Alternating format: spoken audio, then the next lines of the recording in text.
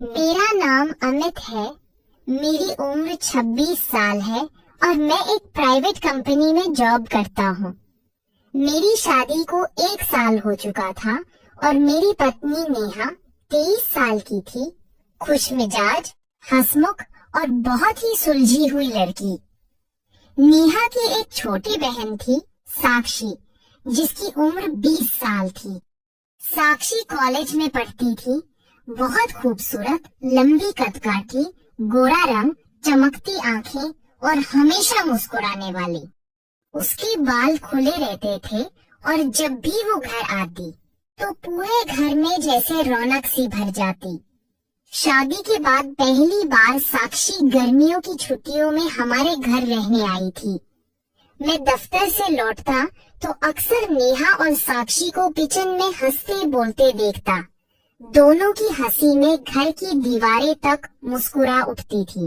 लेकिन न जाने क्यों साक्षी की हंसी में कुछ ऐसा था जो मुझे बार बार अपनी ओर खींच लेता था।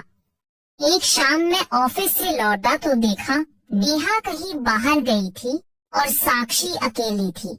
उसने पिंक सूट पहना था, बाल खुले थे और कान में छोटी सी झुमकी लटक रही थी। वो बाल सुखा रही थी।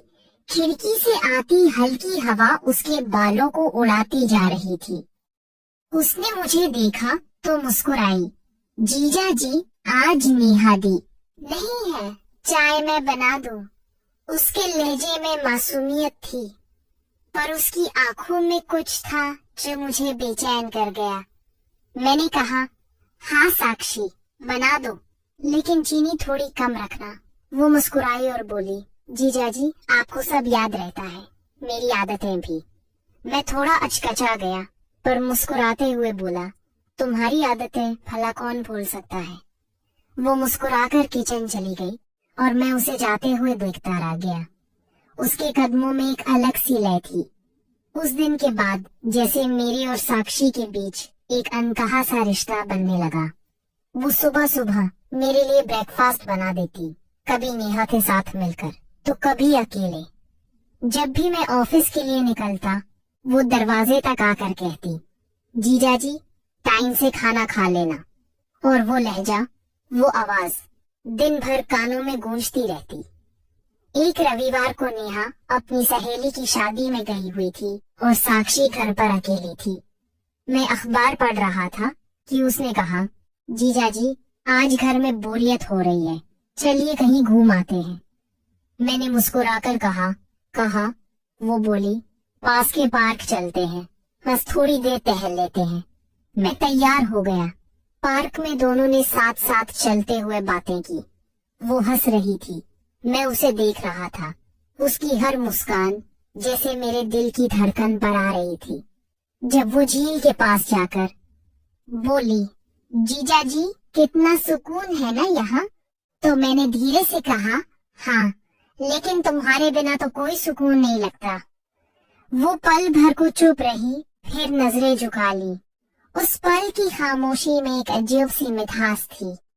लौटते वक्त जब बाइक पर बैठी तो उसका हाथ हल्के से मेरे कंधे पर आ गया। पहले तो उसने झिझक दिखाई, फिर आराम से बैठ गई। हवा उसके बालों को मेरे चेहरे से छूते हुए जा रही थी और मुझे लगा जैसे वक्त ठहर गया हो। अगले दिन सुबह नेहा लौट आई, मगर अब माहौल कुछ बदल चुका था। मैं साक्षी से कुछ कह नहीं पा रहा था, लेकिन हमारी नजरें अब बात करने लगी थी। एक शाम नेहा किसी काम से मार्केट गई थी। मैं बालकनी में बैठा था। साक्षी आई और बोली, जीजा जी, कल मेरी फ्रेंड की बर्थडे पार्टी है, क्या मैं आपकी शर्ट ले सकती हूँ? मुझे फोटो शूट के लिए चाहिए। मैंने कहा, मेरी शर्ट? वो बोली, हाँ, आपकी सफेद शर्ट बहुत अच्छी लगती है, बस थोड़ी देर के लिए पहननी है। मैंने मुस्कुराकर कहा, ले लो, लेकिन अगर तुम पहनो तो वो और भी अच्छी लगेगी।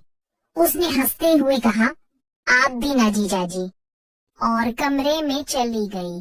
थोड़ी देर बाद जब वो बाहर आई तो सच में उसने मेरी सफेद शर्ट पहन रखी थी। बाल खुले थे, हल्का मेकअप और गले में पेंडेंट। वो सचमुच कमाल लग रही थी। मैं उसे देखता रह गया। उसने कहा, कैसी लग रही हो? मैंने धीरे से कहा, किसी का दिल चुरा लेने लायक। वो शर्मा गई पर मुस्कान नहीं छिपा पाई। उसी पल नेहा का फोन आया। उसे देर हो रही थी तो साक्षी ने कहा, चलो चाय पीते हैं जीजाजी। दोनों ने बालकनी में बैठकर चाय पी। उसकी आंखों में एक अनकही बात थी, जैसे कुछ कहना चाहती हो पर कह नहीं पा रही हो। उस शाम की हवा में कुछ ऐसा था कि दोनों खामोश होकर भी बहुत कुछ कह गए। अगले दिन साक्षी कॉलेज जाने की तैयारी कर रही थी।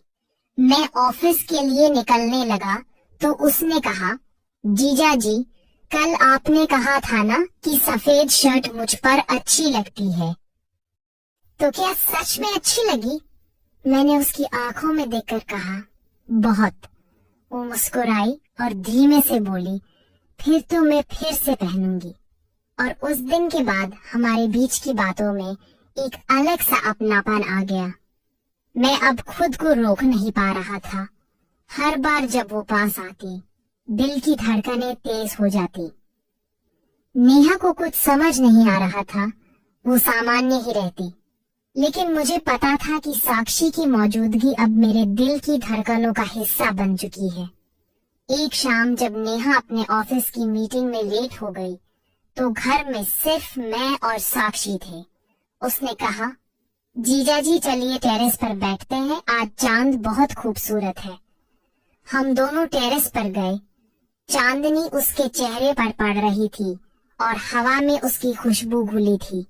वो बोली, आपको पता है जीजाजी, कभी कभी लगता है कि मैं यहाँ सिर्फ दीदी से मिलने नहीं बल्कि किसी और से मिलने आती हूँ। मैंने हैरानी से पूछा, किससे? उसने मुस्कुराकर कहा, आपसे। वो शब्द सुनकर जैसे दिल रुक गया। मैं कुछ कह नहीं पाया, बस उसकी आंखों में देखता रह गया। हवा में सन्नाटा था, चांद ऊपर चमक रहा था और हमारे बीच नजरों का वो रिश्ता अब कुछ और बन चुका था। लेकिन तभी नीचे से नेहा की बाइक की आवाज आई और साक्षी धीरे से पीछे हट गई। वो बोली, शायद दीदी आ गई, मैं चलती हूँ जीजाजी, और मुस्कुराकर चली गई। उस रात नींद नहीं आई। मन में बस उसकी मुस्कान, उसकी आंखें और वो अधूरी सी बात घूमती रही। अब मुझे इंतजार था अगले दिन का। शायद वो कुछ कहे, शायद मैं कुछ कह दूं। अगले दिन सुबह जब मैं ऑफिस जाने की तैयारी कर रहा था तो साक्षी रसोई में थी। उसने नीले रंग का सूट पहन रखा था, बाल आधे खुले और चेहरे पर वही हल्की मुस्कान थी जो दिल में हलचल मचा दे। मैं बैग उठा रहा था कि उसने पीछे से कहा, जीजाजी आज बहुत जल्दी जा रहे हैं।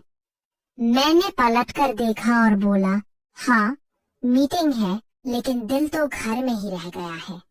वो मुस्कुराई और बोली, तो फिर देर मत कीजिए लौटने में। उसकी वो बात पूरे दिन मेरे कानों में गूंजती रही। ऑफिस में बैठा था लेकिन मन तो घर पर ही था, उसी मुस्कान में खोया हुआ। शाम को जब लौटा तो नेहा थकी हुई थी, सोने चली गई।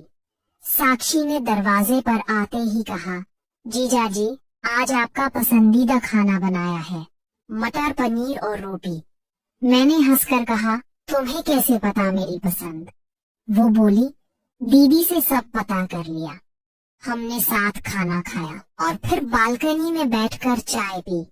रात की हवा हल्की ठंडी थी, सन्नाटा था, बस कहीं दूर से ट्रैफिक की आवाज आ रही थी। साक्षी बोली, जीजाजी कल मैं वापस जा रही हूँ कॉलेज, छुट्टियां खत्म। उस पल जैसे दिल में कुछ टूट सा गया। मैंने कहा, इतनी जल्दी? वो बोली, हाँ पर शायद कुछ दिन बाद फिर आऊं। मैंने धीरे से कहा, उम्मीद है वो कुछ दिन जल्द ही आ जाए। वो मुस्कुराई पर आंखों में हल्की नमी थी। उसने कहा, आप बहुत अच्छे हैं जीजाजी, पर कभी कभी लगता है कि कुछ कह नहीं पाती आपसे। मैंने पूछा क्या? वो कुछ देर चुप रही, फिर बोली, कुछ बातें दिल में रह जाएं तो अच्छा होता है, वरना रिश्ते उलझ जाते हैं। मैं समझ गया वो क्या कहना चाह रही थी, मगर कुछ नहीं बोला। अगले दिन जब वो जाने लगी तो नेहा उसे स्टेशन छोड़ने गई। जाते वक्त उसने मुझे बस इतना कहा, ख्याल रखिएगा दीदी का, और अपना भी। उस मुस्कान में हजारों बातें थी जो जुबान तक नहीं आ सकी। वो चली गई, लेकिन घर में जैसे उसकी खुशबू बाकी रह गई थी। अगले कई हफ्ते बीत गए, पर उसकी यादें हर रोज किसी न किसी बहाने से सामने आ जाती। कभी उसकी पसंद का गाना रेडियो पर बजता, कभी उसकी तस्वीर नेहा के फोन में दिख जाती, और मैं एक पल के लिए खो जाता। कुछ महीने बाद एक दिन नेहा बोली, साक्षी का सेमेस्टर खत्म हो गया है, वो फिर कुछ दिन के लिए आ रही है। मेरा दिल जैसे धड़क उठा। मैं दिखाने की कोशिश कर रहा था कि मुझे फर्क नहीं पड़ता, पर अंदर कहीं बहुत खुशी थी। अगले दिन शाम को जब दरवाजा खुला तो वही साक्षी अंदर आई। इस बार और भी परिपक्व लग रही थी।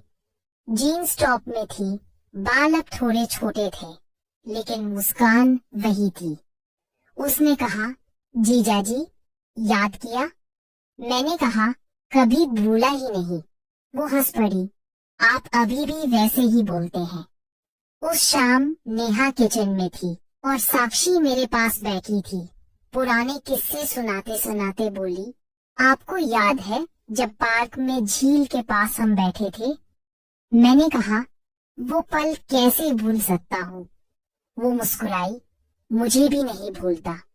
कुछ पलों की खामोशी के बाद उसने कहा, आप जानते हैं जीजा जी, कुछ रिश्ते ऐसे होते हैं जो नाम के बिना भी बहुत गहरे होते हैं। मैंने उसकी आंखों में देखा, वो सब कह रही थी जो शब्द नहीं कह सकते थे। उसी वक्त नेहा ने आवाज दी, साक्षी, जरा चाय बना दो। वो उठी, लेकिन जाते जाते पीछे मुड़कर मुस्कुरा दी।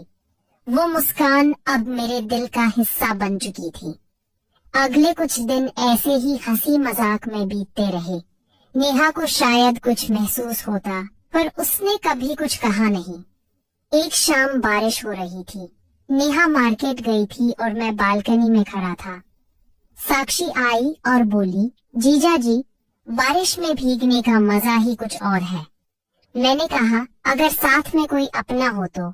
वो मुस्कुराई, तो मैं क्या पराई हूँ? और अगले ही पल बारिश की हल्की फुहारों में बाहर निकल गई। मैं भी पीछे चला गया। बारिश में भीगते हुए उसने सिर पीछे फेंका। बालों से पानी टपक रहा था और चेहरे पर हंसी थी। मैंने धीरे से कहा, साक्षी, तुम बदल गई हो। वो बोली, नहीं जीजा जी, बस अब समझ आ गया है कि कुछ एहसासों को छिपाकर भी महसूस किया जा सकता है। हम दोनों खामोश हो गए, बस बारिश की बूंदें गिरती रहीं। उस रात देर तक हम बालकनी में बैठे रहे, बातें करते रहे, बचपन, कॉलेज, जिंदगी की बातें। जब जाने लगी तो बोली, जीजा जी, मुझे अच्छा लगता है जब आप मुस्कुराते हैं। मैंने कहा, और मुझे अच्छा लगता है जब तुम मेरे आसपास होती हो। वो मुस्कुराई और बोली, तो फिर मुस्कुराते रहिए, क्योंकि मैं अब अक्सर आसपास रहूंगी। उन शब्दों ने जैसे दिल में सुकून भर दिया। अगले दिन सुबह वो फिर अपनी पुरानी शरारतों में लौट आई। कभी नेहा के फोन से फोटो ले लेना, कभी मेरे कपड़ों को प्रेस कर देना, और कभी कभी जानबूझकर छेड़ देना। जीजा जी, आज आपकी टाई ठीक से नहीं लगी। उसकी हंसी अब घर का हिस्सा बन गई थी। लेकिन एक दिन नेहा को अचानक अपने ऑफिस की मीटिंग के लिए 3 दिन के लिए दिल्ली जाना पड़ा। साक्षी और मैं घर पर अकेले रह गए। उस शाम घर में हल्की बारिश थी। उसने कहा, जीजा जी, चलिए आज आपकी पसंद की फिल्म देखते हैं। हम दोनों ने टीवी ऑन किया। एक पुरानी रोमांटिक फिल्म चल रही थी। बीच बीच में वो मेरी तरफ देखती और मुस्कुरा देती। मैं भी मुस्कुराकर नजरें चुरा लेता।